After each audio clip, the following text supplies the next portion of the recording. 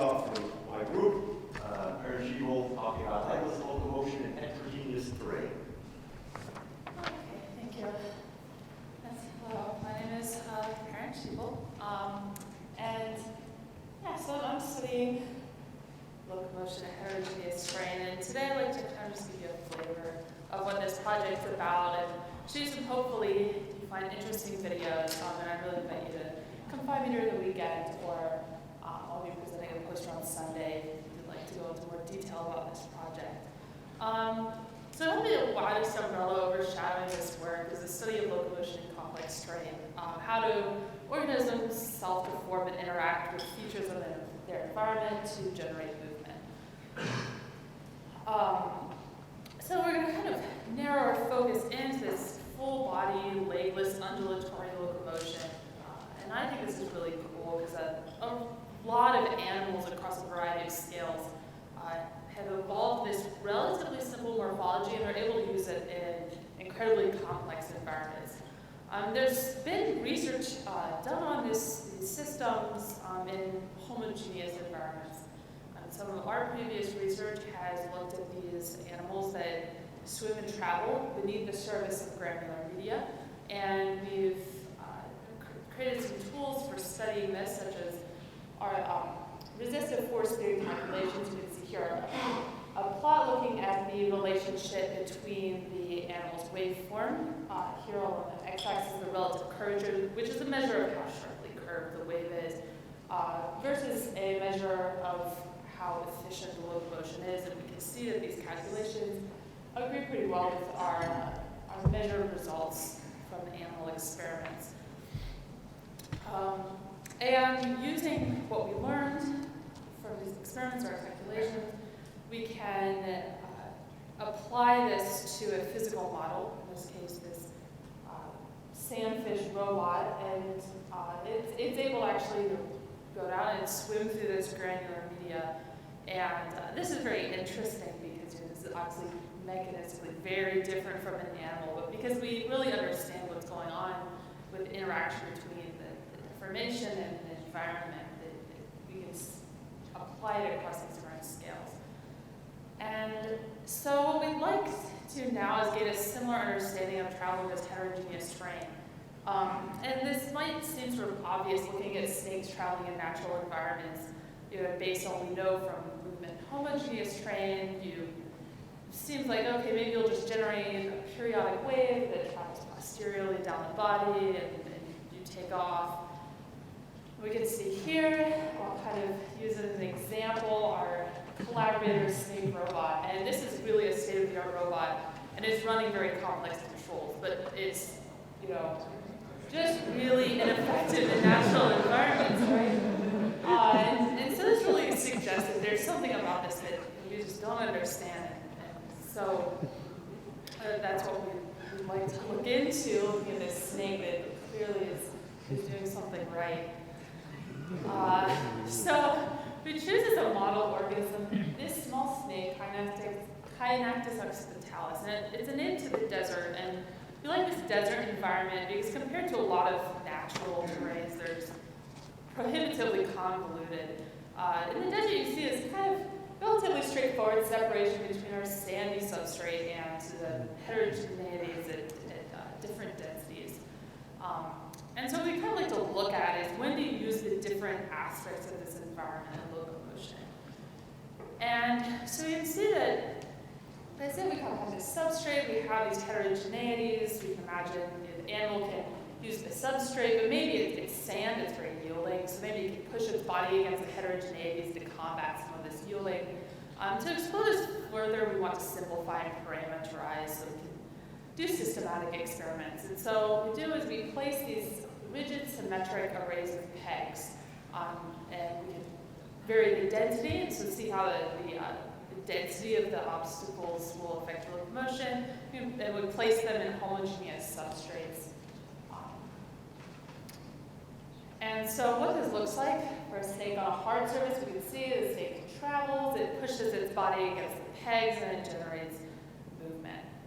And so now we kind of wondered what happens if you add some granular media. And to do that, we use a sand fluidized bed, place the pegs in this aluminum aluminum honeycomb, place them in the bed, and in this way we can fluidize and actually create controlled repeatable states in the granular media around the lattice.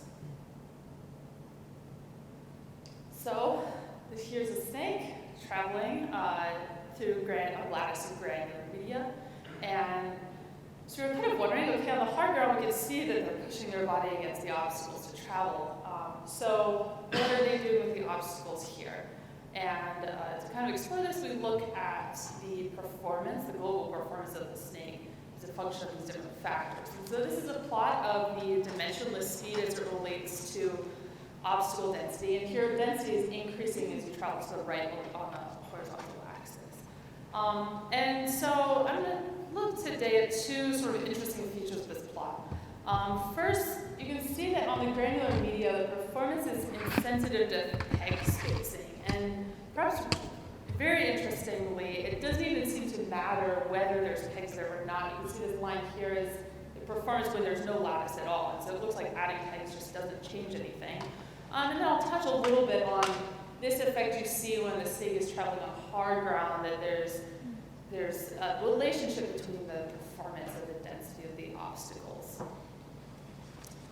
So here's some videos of a snake traveling through lattices on sand. And you kind of qualitatively notice that the waveform doesn't seem to be changing in any dramatic way in response to the obstacles. And our RFT calculations show that, or suggest at least, that this may be, the waveform that they're using on this sand is just very good for this type of locomotion. And so we think this sort of first order control strategy is just ignore the obstacles. Use the waveform that works on homogeneous sand and just pretend the obstacles aren't there. And so as you saw, the RFT does pretty well, but not as well as it did subsurface. And that's some of our continuing work is trying to figure out these surface effects that allow the snake to move so effectively on sand. One of them sort of inspired by Professor David Hu of Georgia Tech's work on snake lifting on smooth substrates. You find that the snake looks like it's actually modulating the type of contact with the environment it has, as well as this sort of very interesting effect of the sand flowing and moving on the surface. So next, just touch really quickly on this. We can see these snakes moving on hard ground now. And something you might notice is, again, they don't seem to really deviate significantly from this waveform that they're using on homogeneous sand. And perhaps as a result of this, you can see that as density decreases, the performance decreases. And they're actually adding the pegs, and there's this, you can get these benefits from using the pegs, but it is a function of how far apart the pegs are.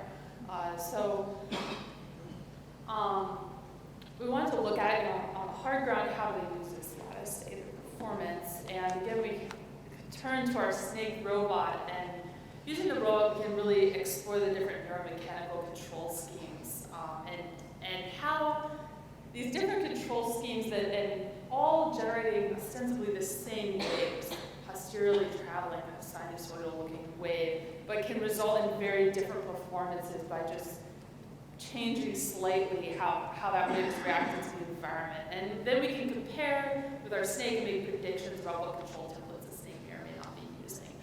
And if you're interested in more detail, I'd be happy to discuss with you this later, but we do find that some sort of force-based control seems to be very important. So to wrap up very quickly, we looked at the movement, homogeneous environments is increasingly understood. We developed this system to systematically manipulate the features of the heterogeneous environment. And we find that using a combination of these different tools, we're starting to kind of understand how this is working. And that this undulatory limbless locomotion is useful for such studies. And with that, I'll wrap up, and I'll be happy to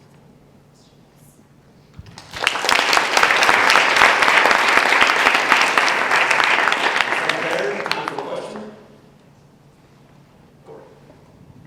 How do you get the snake to move, and is that uniform across the experiments? Yes, so the snakes, these are actually wild from Arizona.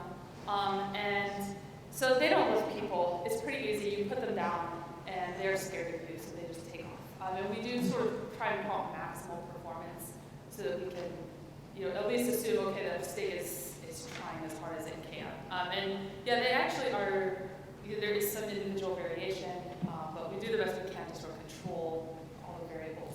And yeah, they are perhaps surprisingly consistent for being a wild animal.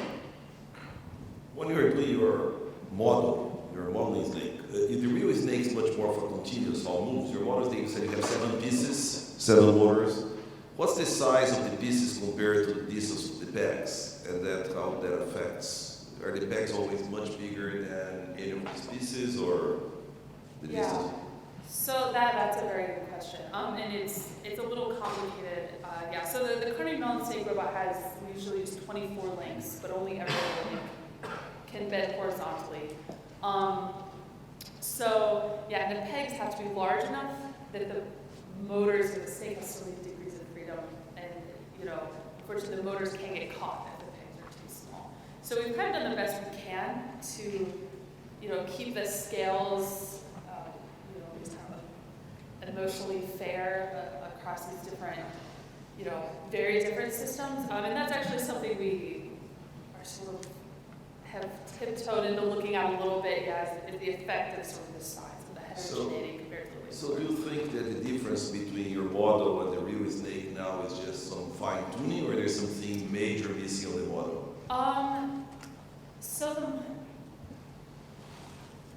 the model I think is, the model's good for what it is, and the fact that we've been able to prove it, I think, says something about how we understand the snake system. That what we're really looking for out of the snake system is this type of principles that you can port over to this model that is fundamentally just so different.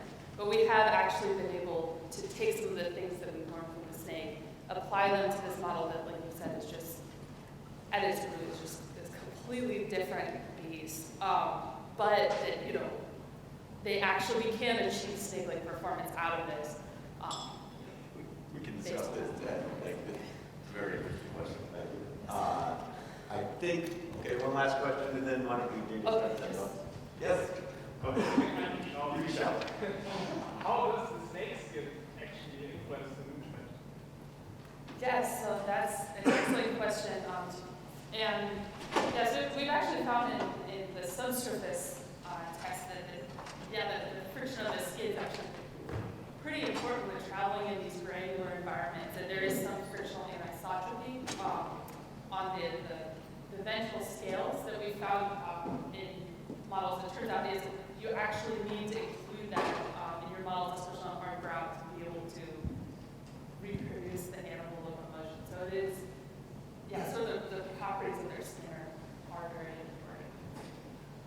Okay, I think with that, thank you again.